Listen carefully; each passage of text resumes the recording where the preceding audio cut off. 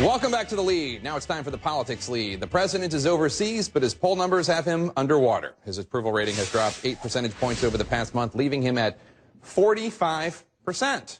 His lowest rating in more than a year and a half. He can thank scandals from the NSA surveillance leak to the continued questions over Benghazi for that dip. Let's bring in our panel to talk about it. CNN contributor and former senior advisor to Mitt Romney, Kevin Madden, Democratic strategist Tracy Seffel, and chief national correspondent for the New York Times Magazine, Mark Leibovich.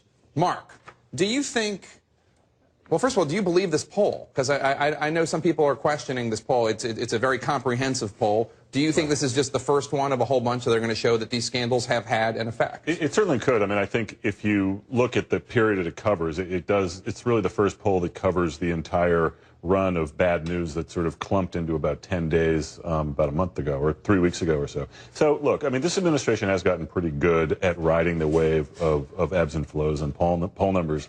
I think that especially in the second term, it's easier to sort of not shrug it off, but certainly to ride it out a little bit. And obviously you want these stories to blow over, and hopefully they will for the administration, but you just don't know.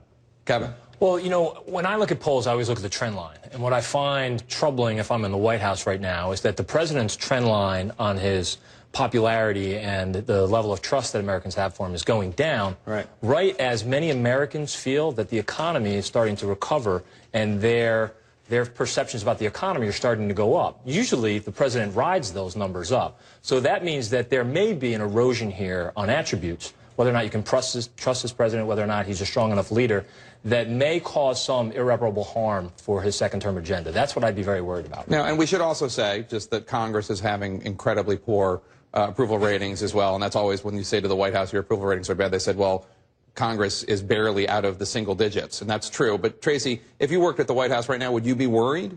Well, it's interesting. I also, like Kevin, like to look at trend lines, but I don't see any reason for concern here. And one of those reasons is because if you look a little deeper beyond the overall approval and you look at voters' opinions on the economy and jobs, he's actually unchanged. He's within the margin of error. There is not that devastating dip that others are trying to portray. So that's the #1 concern of voters. On the economy and jobs. Where is he on that? What's the exact He's within the margin of error, so there's not a strong dip in the way that we're talking about overall approval numbers.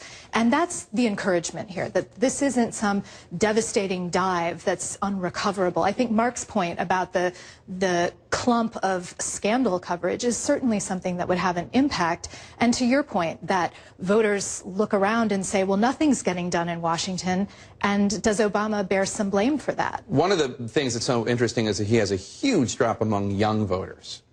Down 17 points over the past month among people under 30. One thing that he's now recently done that people disagree with also even more is on Syria. 70% of Americans oppose sending arms to the Syrian rebels, according to the new Pew poll conducted before and after White House announcement on Thursday on chemical weapons. Just shifting to this is exactly what President Clinton in that quote-unquote private meeting said Obama should not worry about. Don't worry about the polls, just do what you think is right.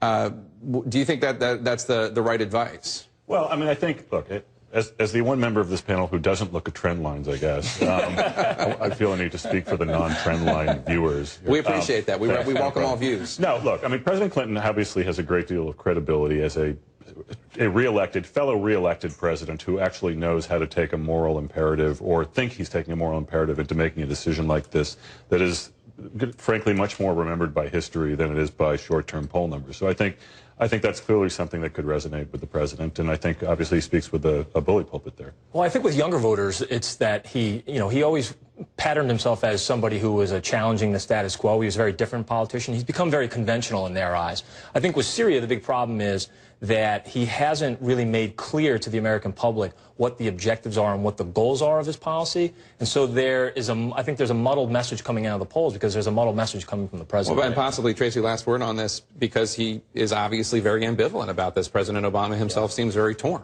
Well, he has been for good reason. These are impossible choices. Do you attempt to intervene in a civil war, recreate, with the Russia on one side and the U.S. on another? It's a very 1980s dynamic. Or do you attempt to create peace in the Middle East? And who's had success there?